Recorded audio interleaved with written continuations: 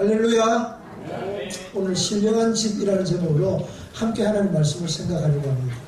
오늘도 이 말씀 가운데 쓰임을 얻고 은혜 가운데 하나님의 능력과 하나님의 은총 힘있는 저와 여러분이 되기를 소원합니다.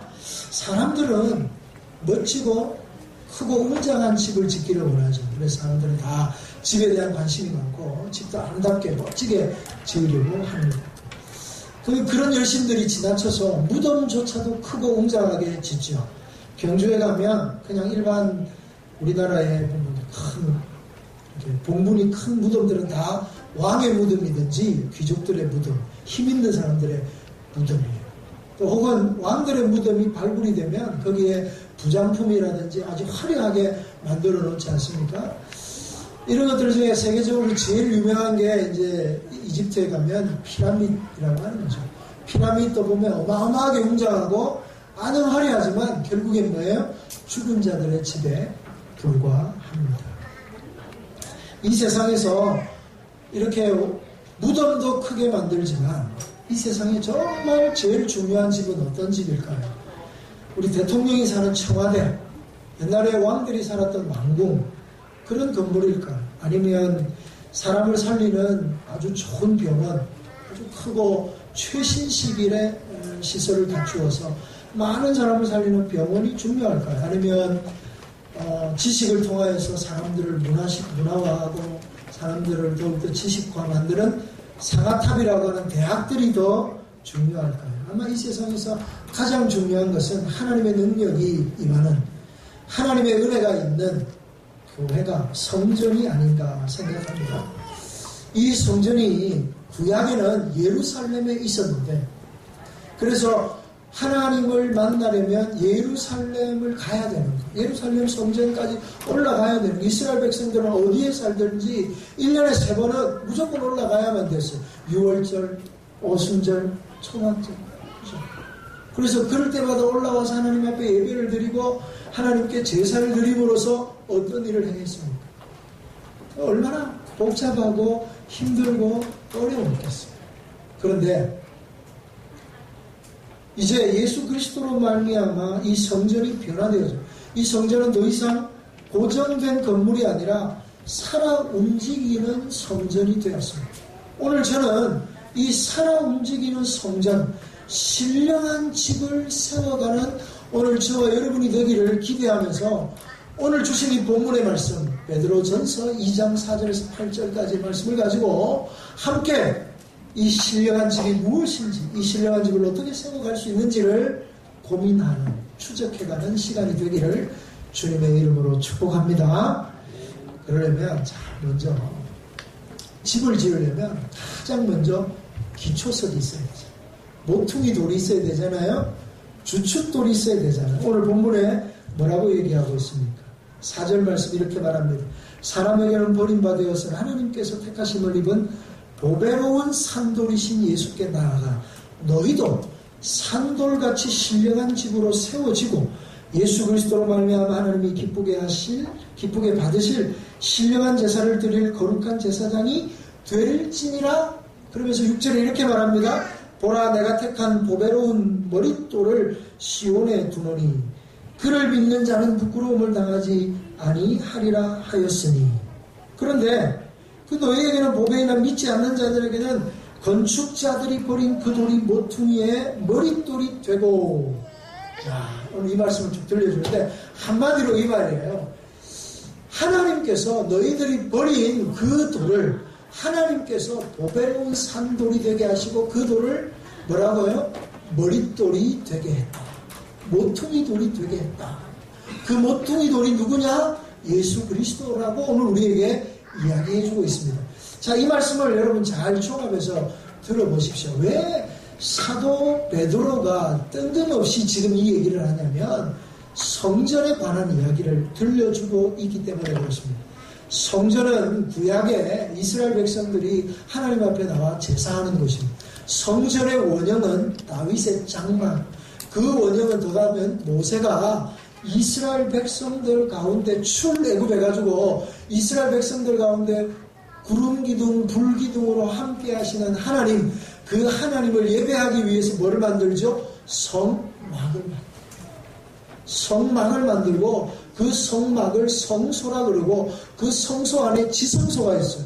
그 지성소 안에 뭐가 있냐면 법궤가 있어요. 하나님의 법궤. 그 하나님의 법궤 뚜껑 위 천사가 두 마리가 아니고 천사 두 분이 이렇게 서 있습니다. 천사 두 분이 그 구룹이라고 하는 천사, 웃지 마세요. 그게 날개가 달린 천사를 구룹이라고 해요. 구룹. 그 날개를 쫙 펼치거든요. 그러면 양쪽에 천사가 날개를 쫙 펼치면 그러면 양쪽에서 이 안을 이렇게 싸듯이 날개를 쫙 펼치면 이 안에 공간이 생기죠.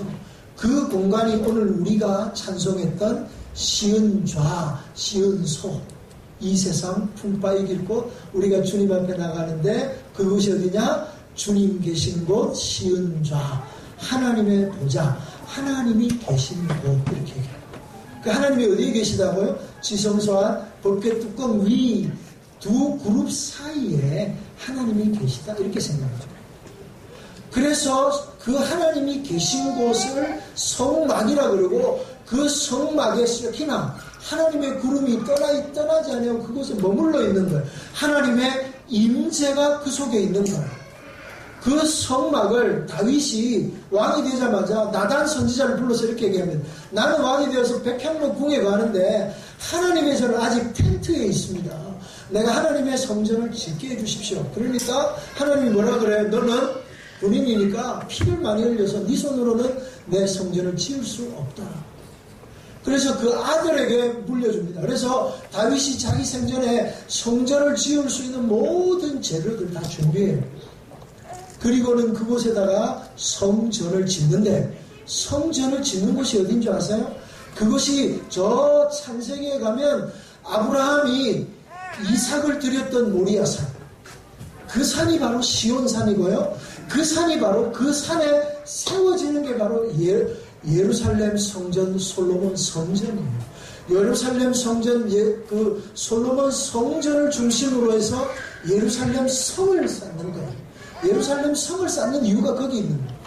예루살렘 성전을 거기다 세웠기 때문에 예루살렘 성을 세우는데, 예루살렘 성은 깎아지른 절벽에 있어요. 그래서 올라오는 길 한쪽 면만 성벽을 세우면 되는 거예요. 3면은 절벽이고요. 한 면만 이렇게 벽을 세우면 되는 거예요. 그래서 느헤미야가 그 성벽을 못 세워서 고생하는 거예요. 그러다가 느헤미야 때 와가지고 48일 만에 예루살렘 성벽을 짓고는 그 수문 앞 광장에 모여서 하나님의 말씀을 읽을 때 온 이스라엘 백성들이 감격하면서 울었다 얘기하는 거예요. 그게 이스라엘 백성들의 역사를 보면 이스라엘 백성은 바로 그 성전, 예루살렘 성전에 그야말로 그들이 노예되었던 애환과 광야에서 40년 동안 고생했던 그 모든 애환과 그 다음에 블레셋 사람과 수많은 이민족들에게 고난을 받았던 그 수많은 애환과 바벨론 포로로 잡혀가서 고난받다가 70년 만에 돌아와서 다시 예루살렘 성전을 짓고 예루살렘 성벽을 세우고는 그곳에서 눈물로 하나님 앞에 예배하는 그 장면이 느헤미야 8장의 장면이에요.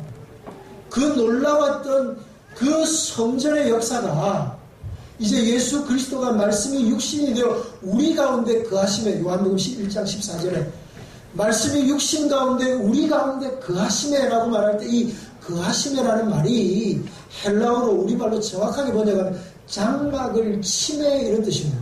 그러니까 하나님이 말씀이신 하나님이 태초에 말씀이 계시는데 이 말씀이 하나님이시라. 그죠? 요한복음 1장 1절 그렇게 시작합니다. 이 하나님이신 말씀이신 하나님이 육신을 입고 이 땅에 오셨는데 그 육신을 입고 이 땅에 오신 분이 누구냐? 바로 예루살렘 성전의 원형이신 분이 오셔서 우리 가운데 장막을 쳤다 이거예요. 우리 가운데 거하심에 라는 의미가 그런 의미를 담고 있습니다. 그래서 성경을 읽어보면 굉장히 깊은 의미들이 굉장히 많아요. 그래서 성전이 우리 가운데 거한 거예요. 성전이신 주님이 우리 가운데 오셨고 성전이신 우리 주님이 우리 가운데 함께 하시고 이제 그 성전이신 주님이 십자가 지고 죽으시고 하늘로 올라가셨어요. 그 다음에 그 다음에 성전이 누구냐면, 너 성전이 어디 있니? 예루살렘도 아니고 이제 육체로 오신 그 주님이 이제 하늘로 올리우셨기 때문에 성령이 계신 그곳, 성령이 어디 계세요? 오늘 저와 여러분 안에 계신 줄로 믿습니다. 그러니까 성전이 누구예요? 저와 여러분이 성전입니다. 할렐루야. 그래서 신령한 집은 누구냐면 오늘 저와 여러분입니다.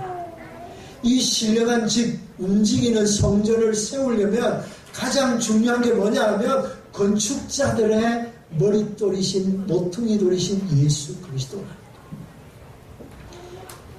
그래서 모든 역사의 기준, 모든 역사의 기초, 이 모든 일의 가장 핵심이 누구냐?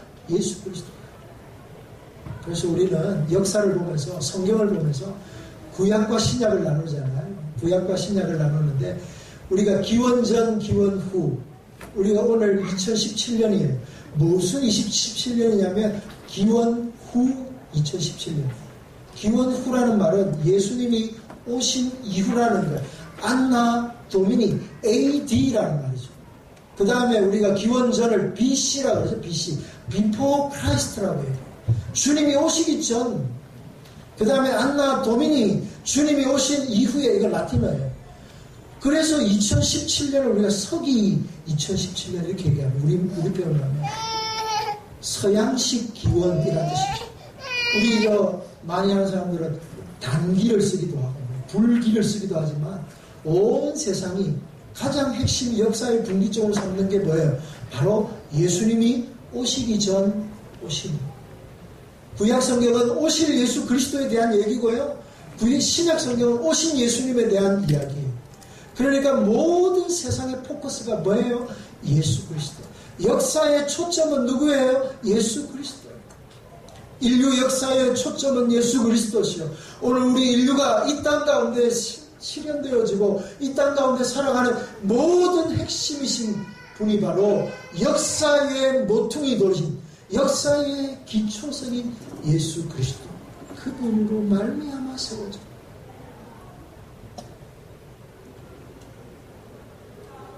이 모든 세상의 시작은 어떻게 되었어요? 여러분 오늘 조금 어렵습니다만 철학적인 질문을 던지면 이 모든 세상의 시작은 무엇일까? 이 모든 세상을 움직이는 힘은 무엇일까? 얼마 전에 인터넷에 이런 기사가 났어요. 전 세계에서 폐기된 창조론이 유독 우리나라에만 창조과학이 기승을 부린다. 그래서 지금 이 땅에 이루어지는 모든 학문적인 것들은 다윈의 종의 기원, 진화론에서부터 시작하고 그 진화론의 기초 위에 모든 과학이 세워졌는데 그것을 부정해버리면 이거 아무것도 아니지 않느냐. 그럼 결국에 지금 온 세상이 진화론을 인정하고 그 다음에 이 세상의 모든 시작이 스티브 호킹의 빅뱅 이론이라고 그러죠. 어느 날 갑자기 10의 81성의 1분의 그 확률로 스파크가 일어났는데 그게 빅뱅이에요.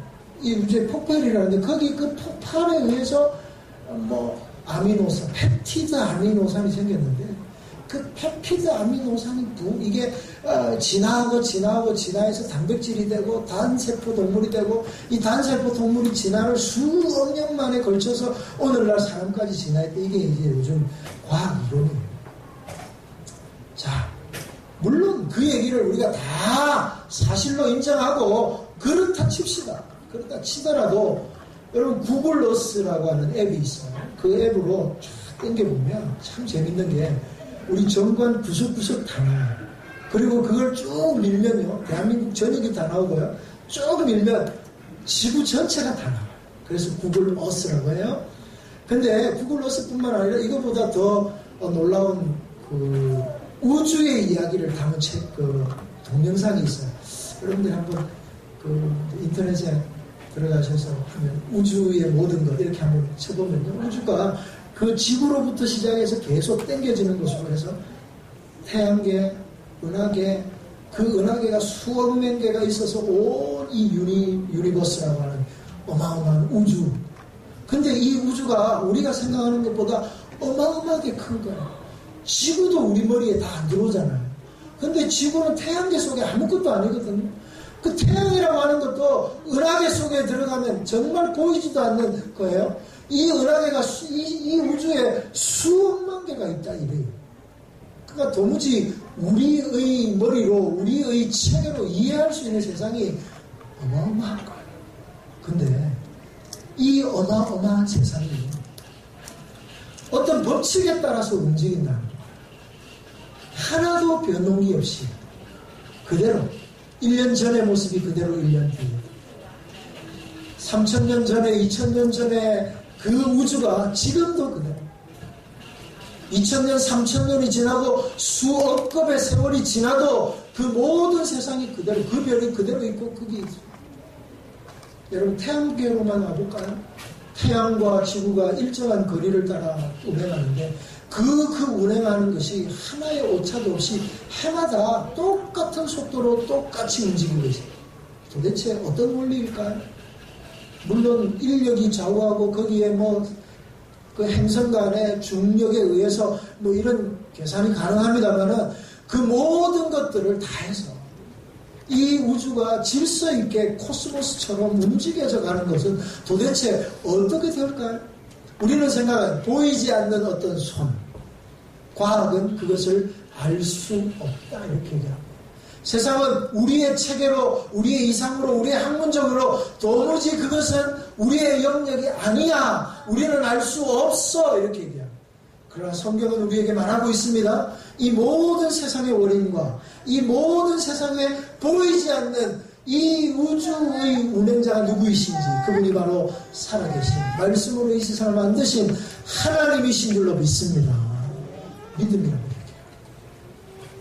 자, 이 놀라운 어마어마한 크신 하나님, 위대하시고 광대하신 이 하나님이 우리와 연결되어 있는 것. 누구를 통해서? 예수 그리스도. 이게 너무나 놀라우니까 이게 어떻게 보면 이상하게 들리는 거예요. 믿음이 없는 사람이 들을 때는 허무맹랑한 소리로 들리고 무슨 말도 안 되는 소리라고 무슨 누가 풀 뜯어먹는 소리하고 이렇게 들리는 거예요. 그러나 믿는 우리에게는 그게 지혜로 보여요. 아 그래 그런 거야. 그거 외에는 우리가 설명할 방법이 없어. 그죠? 왜 오늘 제가 이렇게 장황하게 이 설명을 하냐면 예수 그리스도라고 하는 이 기준적 기초석은 바로 여기에서부터 출발하기에 그러기에 예수 그리스도만이 우리의 영원한 구주가 되시고 그분이 오늘 저와 여러분의 삶의 주관자가 되시는 줄로 믿습니다. 그런데 문제는 뭐냐면 사람들이 그 예수님을 버림받았다고 얘기하고 있습니다. 예수님이 이 땅에 오셨지만 알아보지 못했다고 얘기해요. 도리어 버렸다고 얘기하는 거예요. 사람들이 볼 때 보배는 무엇입니까? 그 당시 사람들이 볼 때 보배는 어떤 거예요? 로마의 권력이었어요. 로마 사람들이 가져다주는 번영이었어요. 팍스 로마나. 로마 시대의 번영과 그 돈과 출세와 성공 그런 것들이 눈에 사로잡혔던 사두개인들과 바리새인은 예수님을 애써 외면하는 거예요. 예수님의 능력을 그들을 보았어요. 예수님의 육성의 설교를 그들이 들었어요. 그 어떤 설교자보다 탁월하신 설교자, 그 어떤 부흥사보다도 각 사람의 마음을 뒤집어 놓을 수 있는 하나님의 아들이신 예수님이 이 땅에 오셔서 그분이 육성으로 설교한 것들을 그들이 그 시대에 들었어요. 그렇죠? 그럼에도 불구하고 그 말씀을 들은 그들이 예수님을 버렸어요. 그 능력을 본 그들이 예수님을 버렸다고요. 예수님을 별로 가치 있게 여기지 않았어요. 그래서 예수님을 모른 척했어요. 그러나 예수님은 자신의 설교와 자신의 능력을 자신의 나타냄을 통해 자신이 우주의 설교자이며 이 땅의 만물의 주관자임을 우리에게 보여주는 장면. 그냥 단순히 사람 중에 한 분이 아니라 위대하신 하나님으로 이 땅에 오신 분이라는 것을 우리에게 보여주는 장면들이 몇 장면이 있어요. 죽은 지 나흘이라든지 냄새나는 나사로를 살리시는 장면이라든지 바람과 바다가 풍랑을 치는데 우리 주님이 잔잔하라 말씀하니까 바람과 바다가 잔잔해져. 사람들이 저가 니기에 바람과 바다도 순종하며, 그죠? 물로 포도주를 만드는 사건을 통하여서 도대체 이분이 누구인가 우리에게 묻고 있습니다. 그 말 무슨 말이에요? 이분이 누구겠느냐는 거예요. 오병이어로 5,000명을 먹이는 이분은 도대체 누구냐는 거예요. 사람의 말로 해석이 안 되잖아요. 사람의 말로 설명이 안 되잖아요. 그러면 설명할 수 있는 길은 따라가요. 그분은 바로 말씀의 주관자, 만물의 주관자이신 하나님 외에는 이룰 수가 없다는 거예요. 여러분, 이런 하나님의 모든 축복이 예수 그리스도, 우리와 연결된 기초이신 예수 그리스도와 연결됨으로 우리에게 그런 분이라고 나타내 보여주고 있는데, 이 예수님을 유대인들이 거부하고 버림받고 멸시하고 선대하고 침뱉고 십자가에, 심지어는 십자가에 나무에 달려 죽게. 왜 하필이면 십자가였겠습니까? 여러분, 십자가가 그 당시에 참혹한 형벌, 흉악한 형벌이어서 아니에요. 율법에 보면 나무에 달려 죽은 자마다 저주받았다 이런 표현이 나오거든요. 그래서 나무에 달리는 것이 저주라는 말이 뭐예요? 하나님께 버림받는 거예요. 그러니까 자기가 하나님이라고 얘기하고 하나님의 아들이라고 얘기하고 하나님의 이름으로 온 선지자라고 얘기하는 예수님을 가장 처절하게, 가장 비참하게 죽이는 방법이 나무에 달려 죽이는 거예요. 그래서 십자가예요.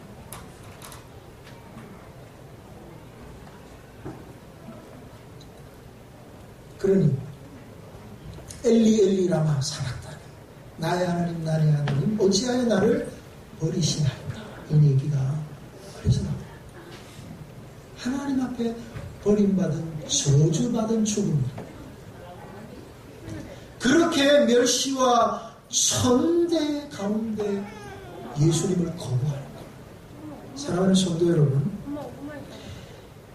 핸델이라고 하는 사람이 메시아라는 곡을 작곡을 했는데, 이 사람이 이 곡을 작곡하기 전에 오페라의 실패로 그야말로 거지가 됐어요. 모든 걸 다 잃었어요. 쫄딱 망했어요. 그리고 거기에 스트레스를 너무 많이 받다 보니까 심장이 이상 발작이 2번이나 일어나 죽다가 살아요. 거기다가 뭐 하는 일, 그렇게 소문나니까 하는 일마다 안 되었어요. 그래서 무슨 뭐 그가 이렇게 음악회 하면 한 사람도 안 해요. 그래서 모든 사람들이 이제 핸델은 끝났어. 그러면서 요즘 말로 하면 노숙자가 되는, 시리와 좌절에 빠져요. 여러분, 우리 간혹 요즘 세상에 이런 일 이런 거 보면 옛날에 유명했던 연예인인데 잊혀진 사람이 돼서 노숙자가 된 사람들이 있어요. 그런 사람 간혹 나오죠. 그런 사람들 보니까 어떤 사람은 막 정신을 놓은 사람도 있고, 그야말로 핸델이 그런 지경에 빠져가지고 그냥 바닥을 치고 있는데 가사를 한번 보게 되고, 주는 멸시를 당하시고, 그 한 문장에 이 사람이 엄청난 공감을, 내가 이렇게 멸시를 당하고 고난을 당해서 정말 죽을 것 같은 고통 속에 있는데 우리 주님이 그 멸시를 당했다. 그 문장에 사로잡혀서 영감이 찾아오는데, 그러면서 미친 듯이 작곡합니다. 그러면서 24일 만에 54곡 전곡을 작곡해요. 먹지도 않고 자지도 않고 그야말로 미친 듯이 영감에 사로잡혀서 써내려간 곡이 바로 메시아. 놀랍잖아요. 저 음악 잘 모릅니다만 이런 얘기는 참 재밌어요. 그런데 그 사람이 그 중에서 제일 심혈을 기울여서 작곡한 곡이 주는 멸시를 당하시고라는 곡이에요. 아주 긴 곡이에요. 그 곡이 끝나면 이렇게 나와요. 문들아 머리 들어라. 그리고는 마지막 피날레로 할렐루야 하다. 여러분 할렐루야 아시죠? 할렐루야 이렇게 되는 그 어마어마한 어마어마한 곡을 작곡하고 펜을 팍 놓는 순간 그가 말하기를 하늘문이 열리고 영광의 하나님의 빛을 보았노라고 그가 고백합니다. 그래서 이 곡은 내가 쓴 것이 아니라 하나님의 은혜에 사로잡혀서 주의 영에 사로잡혀 하나님이 쓰신 곡이다 이렇게. 그가 멸시를 당하고 시리와 좌절에 쌓여 있을 때, 인생의 가장 비참할 때 영광의 주님을 만나.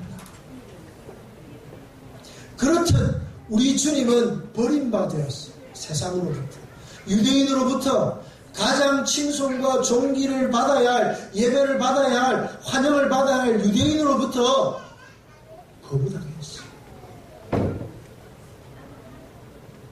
그런데 하나님은 그분을 보배로운 산돌이라고 인정하십니다.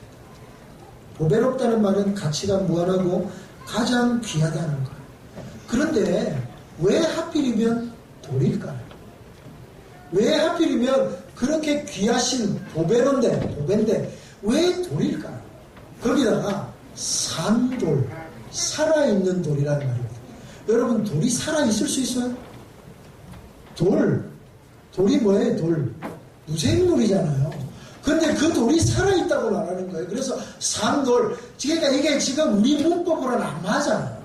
도무지 이해할 수 없는 비유를 들어서 산돌이신 예수 그리스도를 우리에게 소개해 주고 있습니다. 왜 이런 비유를 들까요? 여기는 기독교에 놀라운 신비가 담겨져 있어요.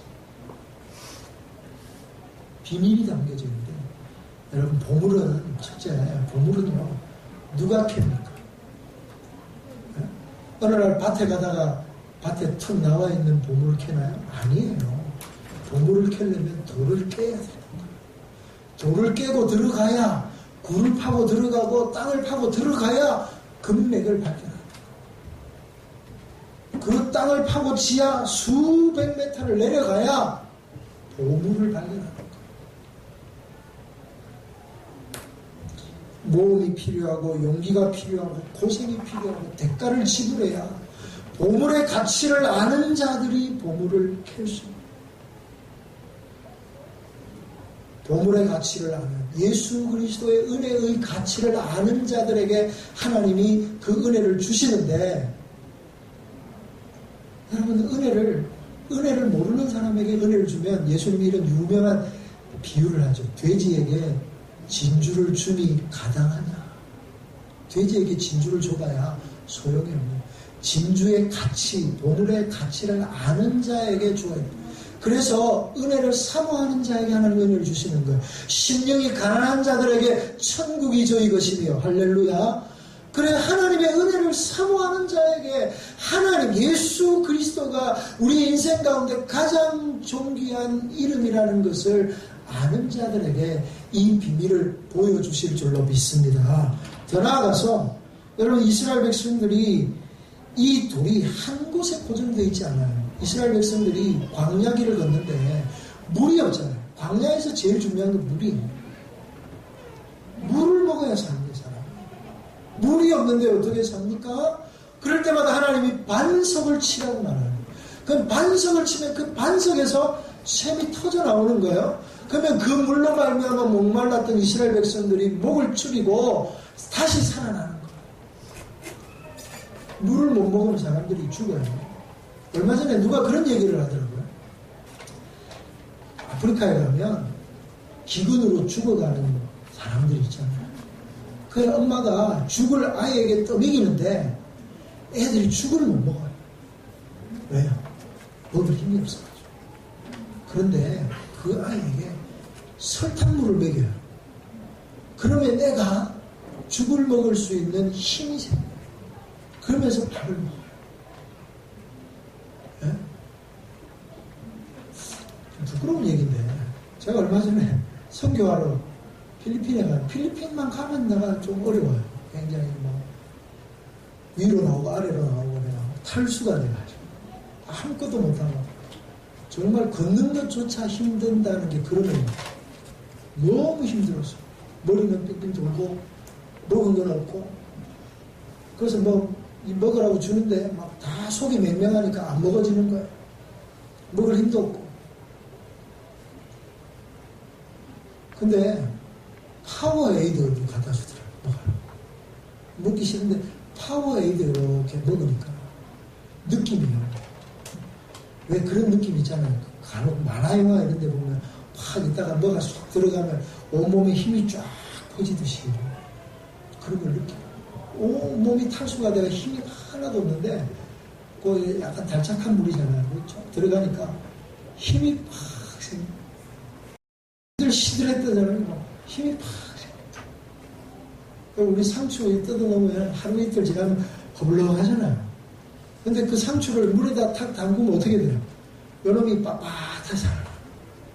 마치 이스라엘 백성들이 물을 못 먹어가지고 헬렐레 하다가 반석에서 터지는 물로 말미암아 그 영혼이 솟아게 되듯이 그 물을 먹을 때마다 그들이 회복되는 거예요. 근데 자, 그 돌이 한 곳에서만 그렇나요? 아니거든요. 거기만 있는 것이 아니라 저기도 있고 가는 곳마다 이스라엘 백성이 움직이는 곳마다 반석을 쳐서 물을 내게 하시는 하나님. 바로 그분이 산돌, 그분이 반석이다. 왜 반석에서 생수가 나게 하셨나요? 예수님이 바로 그 돌 가운데 우리에게 생명을 주시는 산돌이시기 때문이라고. 그래서 이 돌이 광야 시대의 그 반석에서 이 베드로전서의 산돌로 말미암아 이제 우리 주님이 오실 그 마지막 때 흰돌로서 오시고 다니엘서에서는 뜨인 돌이라고 얘기합니다. 여러분 성경은 이렇게 한 문장 한 단어로 연결되고 있다는 사실을 재미있게 살펴봐야 됩니다. 자, 그렇다면 이제 정말 여러분들에게 함께 나누고 싶은 얘기가 있는데 그게 뭐냐면, 자, 이제 우리가 구약의 성전이 신약의 성전이 되고, 신약의 성전은 바로 저와 여러분 하나님을 예수 그리스도를 구주로 믿는 모든 성도들이 성도가 되었는데, 성전이 왜 중요하냐면, 성전은 왜 중요해요? 하나님이 계신 곳이기 때문에. 하나님이 찾아오시고 하나님의 임재가 있는 것이 성전이에요. 아멘이세요? 그러면 우리가 성전이 되었다는 말은 하나님이 지금 어디 계시단 말이에요? 우리 안에 계시다. 하나님이 누구를 찾아오신단 말이에요? 오늘 저와 여러분을 찾아오신다. 자, 본론으로 돌아가 봅시다. 하나님이 우리를 찾아오시면 오늘 우리 안에 있는 얽히고 설킨 모든 문제들이 하나님이 해결해 주실 수 있는 줄로 믿습니다. 사람은요, 하나님의 형상과 하나님의 모양으로 만들어졌어요. 하나님이 신묘막측하게 만들었어요. 하나님이 그야말로 복잡 단안하게 만들었어요. 그래서 하나님 외에는 인간을 고칠 자가 없어요. 그래서 인간은 인간의 문제를 해결할 수 없습니다. 시간이 가면 갈수록 현대화되고 복잡해지면 질수록 인간의 내면을 고칠 수 있는 방법이 없어요. 인간의 문제를 해결할 수 있는 방법이 없어요. 정신과 의사들이요, 그 사람들도 잘 몰라요. 정신과에서 주는 약이 뭔지 아세요? 항우울제. 그냥 힘없이 그냥 퍼져 있는 거예요. 그래서 정신과 약 먹으면 할 게 없으면 힘이 빠져가만히 있어요. 그게 정신과 약이에요. 조울증, 우울증 겪으면 사람의 감정이 올라갔다 내려갔다 하면 힘들어지니까 그냥 가만히. 그래서 병 없는 사람도 정신병은 몇 년 있으면 이상해지는 거예요. 그 병이 정신병을 고치는 약이 아니라, 간혹 가서 병 낫는 사람도 있는데 의사한테 물어보세요. 그 사람이 왜 나았는지 정확하게 잘 모릅니다. 인류가 이 병을 암이라고 하는 병이 지금 제일 큰 병인데 아직까지도 정복을 못했습니다만 언젠가는 정복하겠죠. 정복하면 인류가 끝나나요? 정복하면 또 다른 질병이 인류를 덮치게 돼요. 그럼 그걸 우리가 이겨내지 못해서 또 마찬가지예요. 이렇게 발전이 되었어도 여전히 사람들은 죽어요. 병으로 고통받고요. 병뿐만 아니라 여러 가지 사회 갈등과 여러 가지 문제 가운데 풀 수 없는 문제들을 가지고 살아가고 있잖아요. 이 모든 풀 수 없는, 해답이 없는 문제를 풀 수 있는 분이 한 분 계신데 그분이 누구냐 하면 사람을 신묘막측하게 복잡하게 만드신 그분만이 우리를 회복시킬 수 있는 거예요. 그래서요, 인간의 인생의 가장 큰 복이 뭔지 아세요? 하나님 만나는 거예요. 허무한 인생 가운데 우리 주님이 우리를 찾아오셔서 우리가 주님을 만나는 것, 오늘 저와 여러분에게 가장 큰 복이 될 줄로 믿습니다. 오늘 이 시간 하나님 만나고 돌아가는 시간이 되기를 바랍니다. 하나님의 은혜를 힘입는 저와 여러분이 되기를 바랍니다. 근데 하나님이 어디를 찾아오셔요? 아무나 찾아오지 않으셔요. 그게 문제. 하나님은 모든 사람을 사랑하셔요. 아멘. 아멘. 그런데 하나님은 아무나 찾아오지 않으셔요. 누구에게만 찾아오신다고요? 하나님이 들어오실 수 있는 사람. 그게 바로 하나님의 성전된 우리에게만 하나님 찾아오세요. 하나님은 성전에만 찾아오세요. 그래서 우리가 중요한 거예요. 사랑하는 성도 여러분, 그럼 성전은 어떻게 세워지냐? 첫 번째, 하나님이 세우시는데 제일 중요한 재료가 기초예요. 기초. 예수 그리스도라고 하는 기초에 우리가 세워집니다. 주는 그리스도시요 살아계신 하나님의 아들입니다. 바요나 시모나 네가 복이 있도다. 그죠? 네가 하늘에서 풀면, 아니 네가 땅에서 풀면 하늘에서도 풀릴 것이고, 땅에서 매면 하늘에서도 매일 거야. 네가 복이 있어. 그 복이 있는 이유가 뭐예요? 그가 주는 그리스도시요 살아계신 하나님의 아들이라고 하는 믿음이잖아. 예수 그리스도를 믿는 믿음으로 세워져. 물과 성령으로 거듭나는 게 뭐예요? 예수님을 믿는 거예요. 그래서 오늘 우리가 성전을 이루려면 첫 번째로 예수 그리스도가 우리의 기초임을 고백하시는 여러분 되기를 바랍니다. 두 번째는요, 성전을 세워가잖아요. 저는 이 문장이 중요하고 4절 말씀 한번 보세요. 4절 말씀이 이렇게 되어 있습니다. 5절이네요. 5절. 너희도 산돌같이 신령한 집으로 세워지고. 신령한 집 성전이에요. 성전으로 세워지는데 세워졌던 것도 아니고요, 세워질 것도 아니고 세워지고 있다. 한마디로 말하면 과거형도 아니고 미래형도 아니고 현재 시제라는 거예요. 하나님의 성전을 세워가는 일은 과거에 있었던 단회적인 사건도 아니고 나중에 우리 주님 다시 오실 때 이루어질 미래의 약속도 아니고 지금 날마다 빌딩업, 날마다 세워져 가야 돼요. 사랑하는 성도 여러분, 여러분의 삶 가운데 신령한 집을 날마다 세워가는 역사가 있기를 바랍니다. 이 말은 다른 말로 얘기하면 아직 완성되지 않았다라는 거예요. 아직 세워지고 있는 거예요. 그죠? 그럼 세워지고 있는데 예수 그리스도로 세워지고 그 다음에 필요한 게 뭐냐면 산돌이 필요해요. 너희도 예수님처럼 산돌같이 되어서 신령한 집을 세워가라. 지금 베드로가 이 얘기를 해주고 있는 거예요. 핍박받는 초대교회 성도들에게 너희가 지금 해야 될 게 뭐냐면 예수 그리스도를 중심으로 해서 신령한 집을 세우려면 너희가 산돌같이 되어져야 된다. 산돌이 뭐예요? 다른 말로 하면 살아있는 성도를. 그럼 살아있는 성도는 뭐고 죽은 성도는 뭡니까? 다 같은 성도인데 저는 이렇게 생각해요. 살아있는 성도는 살아있는 하나님 말씀을 붙잡고 있는 성도입니다. 살아있는 말씀을 붙잡는다는 말이 뭐냐면 여러분, 하나님의 말씀은 성경이죠. 나는 성경을 믿어. 이 정도가 안 돼요. 여러분, 하나님의 말씀은 살았고 운동력 있는 말씀. 하나님의 말씀은 이렇게 잉크로 이 책에 묶여있는 하나님이 아니에요. 책 속에 있는 하나님이 아니에요. 하나님은 오늘도 살아 역사하시는 하나님이에요. 하나님의 말씀은 오늘도 살아서 운동력이 있어서 영과 홍과 골수와 관절을 찔러 쪼개는 능력의 말씀인 줄로 믿습니다. 그 말씀은 영원하고 그 말씀은 1.1핵이라도 변하지 않고 그 말씀은 오늘도 우리 가운데 역사하시는 말씀이라는 거예요. 그래서 오늘 내가 하나님의 말씀을 믿는 거예요. 하나님의 말씀을 신뢰하는 거예요. 하나님의 말씀이 뭐 2000년 전에 오병이어의 사건 2000년 전에 있었지 믿는 거 아무런 소용이 없고요.